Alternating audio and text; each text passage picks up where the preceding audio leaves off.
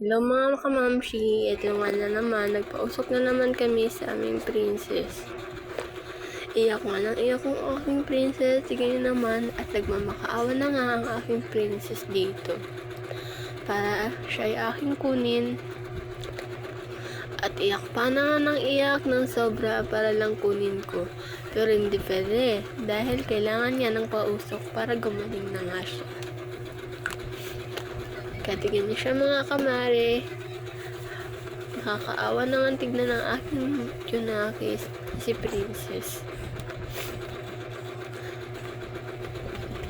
Oo, diba? Iyak ka na iyak ng iyak. Kawawa naman ang aking baby. Kaya iingatan niyo ang iyong mga anak para hindi sila magkasakit mga kamamshi.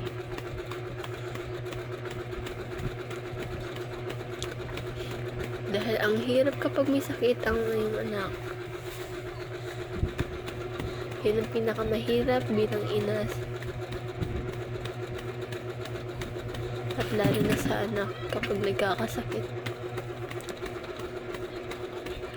At dito ay pinupunasan ko na nga lang ng pawis ang aking anak.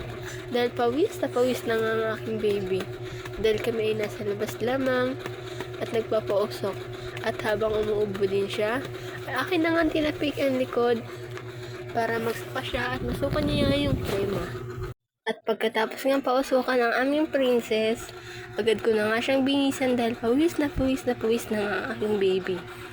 At maya nga, ang aking princess ay sumasakit na ang ulo dahil nagugutom siya.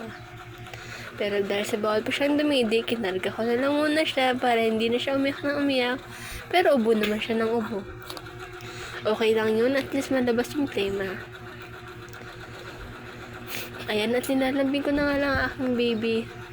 At maya nga, ang magtawala na si Lola Mila at si Hardy ay nagbiroan pa nga nung siya ay bata pa na si Hardy.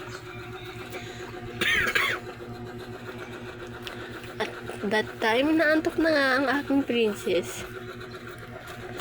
Tignan nyo naman, naantok na ng sobra na para bang gusto niya nang humiga. Kaya't mayat, hiniga ko na nga ang aking princess dahil oo nga, inaantok na nga ang ating princess.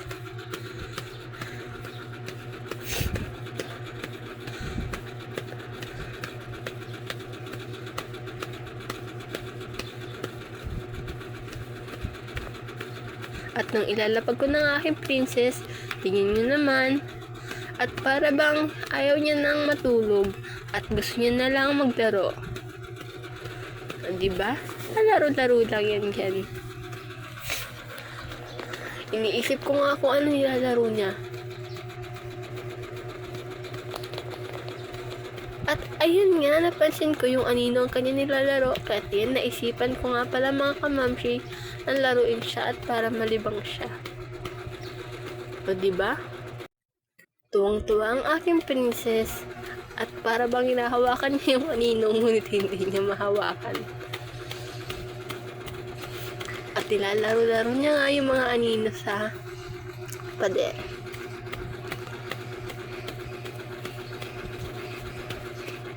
O diba, nalibang ang aking anak mga kamamshi.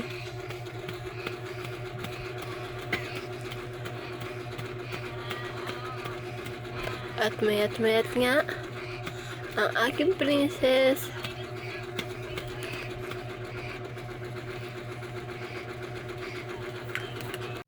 ay lumapit sa akin at naglambing. Tingnan niyo naman, ang princess may padila pa nga yan. Nakatayo pa nga yan ang aking baby at buti nga at nakakatayo na nga ulit ang aking baby. Dati sa sobrang sama ng kanyang pakiramdam ay hindi nga siya makatayo o makaupo-upo lamang. Puro lamang siya higa at bukat.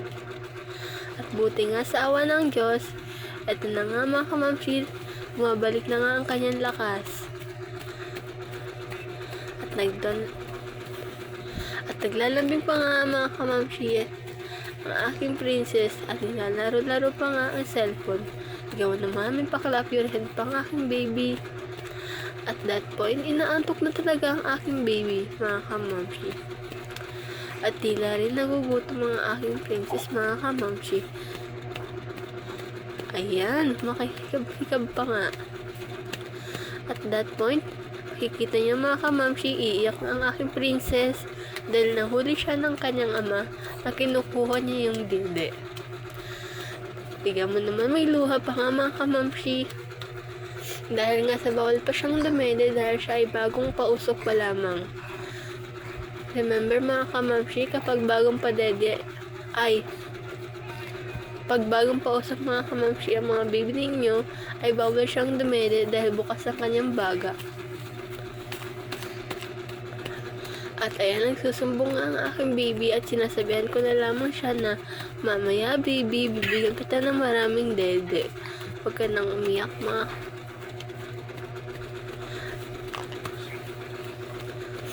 Iyak pa rin nga nang iyak ang aking baby mga kamamshi at nilalambing pa nga ako para lang mabigyan ng dede. Pero hindi ko pa rin binigyan mga kamamshi ng dede ang aking princess kahit na alam kong nagugutom na ang aking baby. Dahil nga sa bawal pa. At ayan, pinagsabihan ko na nga lang mga kamamshi ng aking princess at nakinig naman. At nilaglaro-laro na nga lang dahil na-realize niya na tama siguro yung aking sinasabi. O diba, naglambing pa, may payakap pa ang aking princess, ang sweet ng aking anak, mga kamamshi. At mayat, pinatulog ko na nga ang aking princess at eto na nga, humihirig pa ang aking princess mga kamamshi. Hanggang dito na lamang mga kamamshi. Please subscribe po and follow.